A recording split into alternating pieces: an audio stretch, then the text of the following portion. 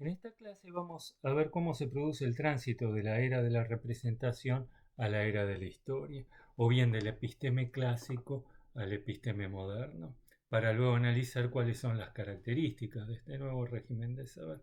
Bueno, para Foucault este es un punto fundamental. De alguna forma, este constituye el núcleo de este libro, Las palabras y las cosas. Como reza ya su subtítulo, Una arqueología de las ciencias humanas, el objetivo central del mismo es cómo fue que se produjo en Occidente esa inflexión conceptual que dio origen al surgimiento de la idea de sujeto o del hombre como sujeto, abriendo así las puertas para la conformación de unas ciencias del hombre. ¿Y cuál es la naturaleza de esa forma de discursividad dentro del cual el hombre como sujeto, pudo constituirse como tal? En este sentido comparte, como vimos, la misma preocupación de Heidegger en la era de la imagen del mundo. Sin embargo, se opone a la visión de en un aspecto fundamental.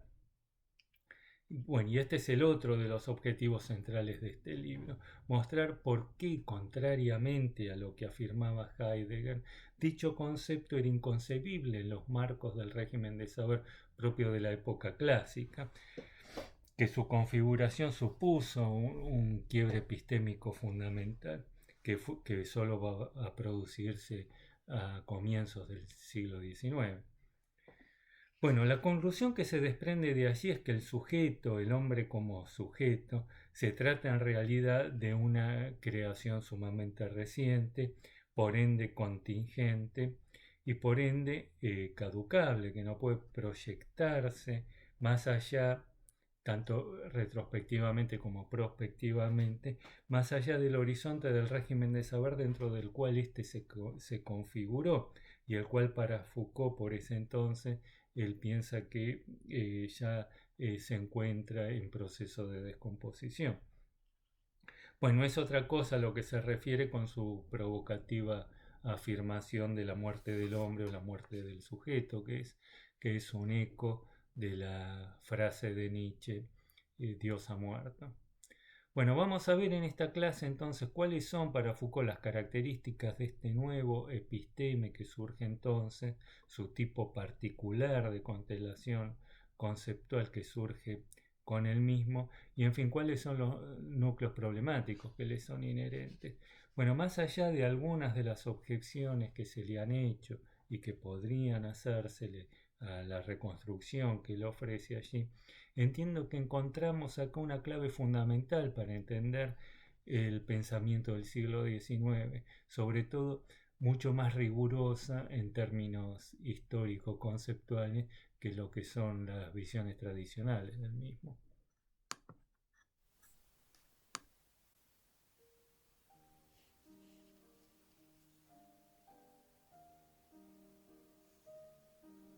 El tránsito del episteme clásico al moderno se lo puede resumir como señalando el momento de irrupción de la temporalidad. Esto nos lleva a establecer una distinción entre dos nociones muy distintas de la temporalidad y que, como vimos en la clase sobre historia conceptual, aparecen confundidas en Koselleck y su idea del Sattelzeit, las nociones de progreso y de evolución. El paso de la historia natural a la biología ilustra esto.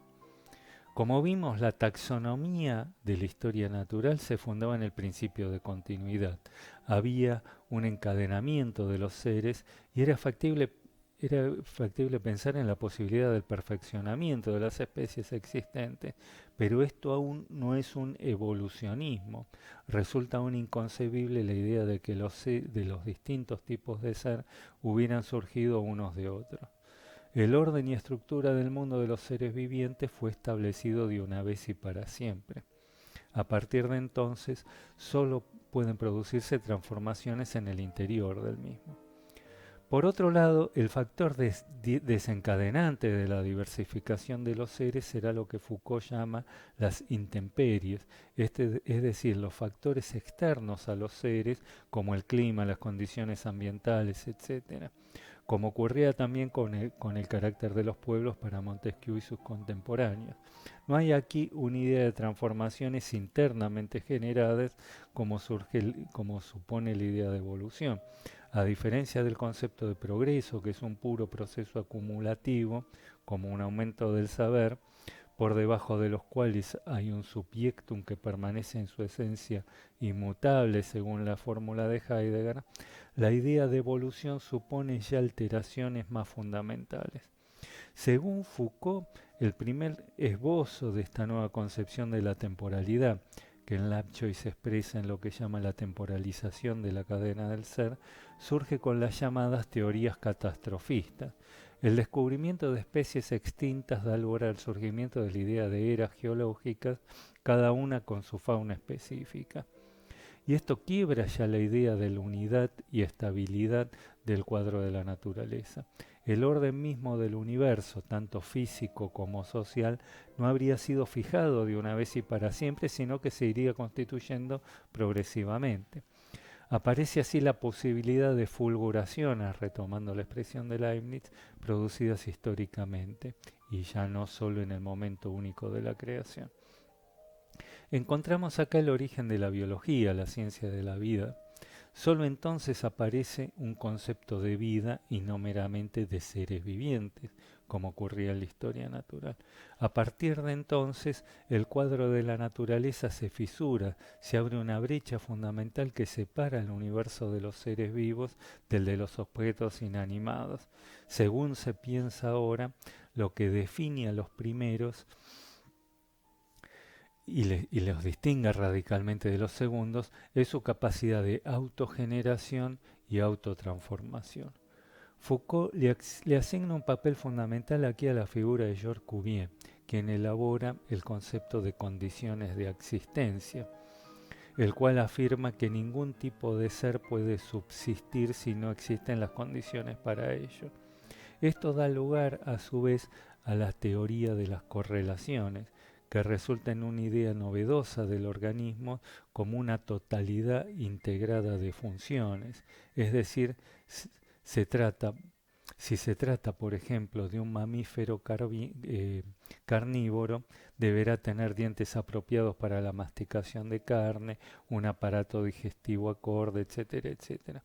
Bueno, de allí que Cuvier, que era paleontólogo, se jactaba de que podía reconstruir todo un animal a partir de un solo hueso. Este introduce entonces acá la idea de plan de formación, el cual es específico a cada especie. Y esta idea resultó clave para Foucault porque supuso la ruptura de la idea del principio de continuidad. De acuerdo con la misma, no se podrá pasar ya gradualmente de una forma de vida a otra. La transformación de una especie a otra supondrá una reconfiguración global de su sistema funcional. En Cuvier esto resulta en una visión cerradamente fijista. Sin embargo, su idea de plan de formación provee las bases para la concepción evolucionista del organismo. Bueno, que no lo dice Foucault, lo que surge de allí es que el paso del episteme clásico al moderno va a avanzar sobre aquellos que constituían los terrenos interdictos para el primero. Como vimos, la emergencia de la fisiología permitió incorporar la idea de finalidad y también la de causa final como categorías científicas. El catastrofismo, a su vez, habilita el pensamiento de la idea de cambio en el orden de las especies vivientes.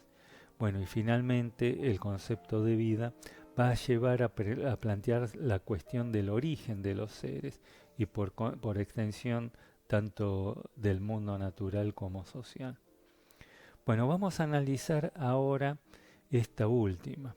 Habíamos visto antes que la historia natural se fundaba en un concepto preformista del organismo y de la gestación embrional, pero esta teoría convivía entonces con otras muy distintas de ella.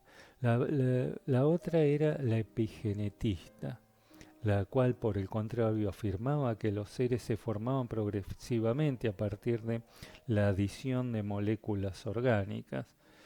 La otra era la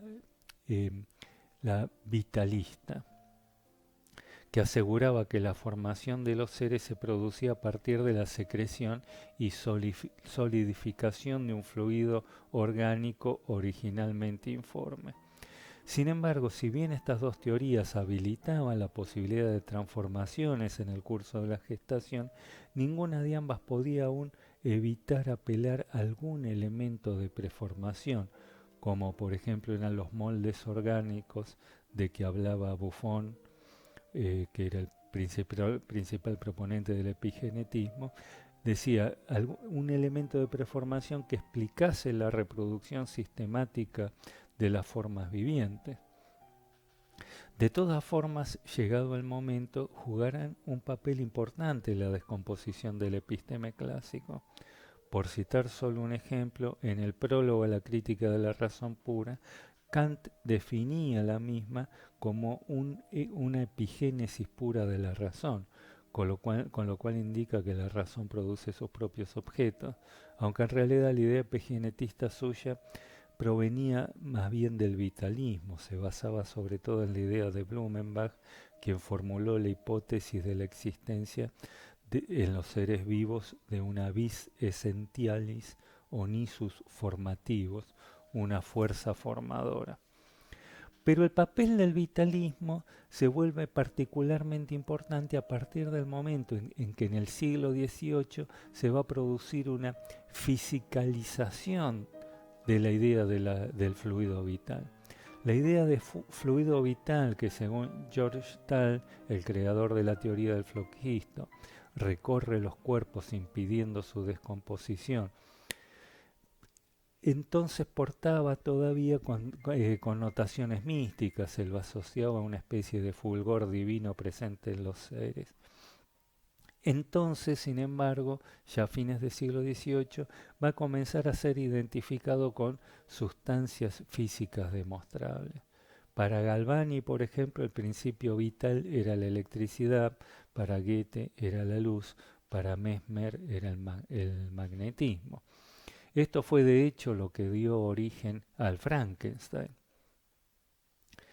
Mary Shelley contó primero y luego escribió él mismo a partir de su conocimiento de los experimentos de Galvani, quien unos pocos años antes, en 1790, había mediante impulsos eléctricos aplicadas a las patas de los sapos muertos, había logrado que estos volvieran a saltar.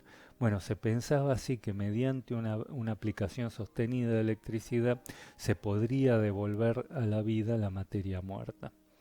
Más revelador aún resulta el subtítulo del libro de Mary Shelley, que es El moderno Prometeo. En la mitología griega, Prometeo es el que le roba a los dioses el fuego de la vida para entregárselo a los hombres. De lo que se tratará entonces será también de robarle a los dioses el secreto de la vida, penetrar aquello hasta entonces impensable, el problema del origen. Bueno, se diseña así un nuevo programa para el pensamiento, cuya realización supondrá una reconfiguración global del sistema de los saberes. Llegado a este punto podemos detenernos aquí y retomar la preocupación de Foucault acerca de la imposibilidad de dar cuenta de las mutaciones epistémicas. Lo que surge del cuadro que él propone es que, si bien un nuevo régimen de saber no surge de una manera lineal del saber precedente, como una mera evolución del mismo, lo cual supondría recaer en una forma de teologismo, es decir, que produce una ruptura respecto de aquel, sin embargo al mismo tiempo lo presupone. Parafraseando a Gadamer, podríamos decir que el episteme moderno es radicalmente diverso del clásico, pero aquel no podría haber existido sin este. Esa es de hecho la idea de vección de Gastón de Bachelard.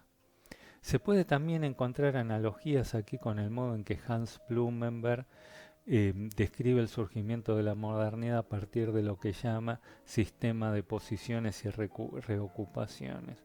Refiriéndose al paso del universo teológico al universo racional, afirma que este último hereda de aquel un sistema de posiciones vacías, las cuales va a venir a reocupar con sus propios contenidos. Si bien no hay continuidad al nivel de los contenidos ideales, el nuevo sistema de pensamiento se va a ver confrontado inevitablemente con una serie de preguntas que le vienen dadas del régimen de saber precedente y a las cuales no podrá eludir. De hecho, como vimos, el tipo de cuestiones que se propone abordar el nuevo epistemo moderno son aquellas que aparecían como inabordables para el régimen de saber de la época clásica, que constituían núcleos problemáticos para este. Señalaban un punto inherente, un límite inherente suyo, y que pronto aparecerán como frustrando su ideal de perfecta consistencia y racionalidad, abriendo así el campo a la interrogación acerca de los mismos. Como decía ya por entonces Diderot, un solo huevo basta para destruir todo nuestro saber. En el próximo video vamos a ver más específicamente cómo se configura entonces este nuevo tipo de discursividad, la era de la historia o también era de la vida, la cual, si recuerdan, coincide cronológicamente con esa gran mutación conceptual que Koselleck designó mediante el apelativo de Sattelzeit o período umbral. Como veremos, Foucault, sin embargo, lo entiende ya no meramente como un cambio conceptual, sino en términos del surgimiento de un nuevo campo de objetividades virtuales trascendentales objetivas.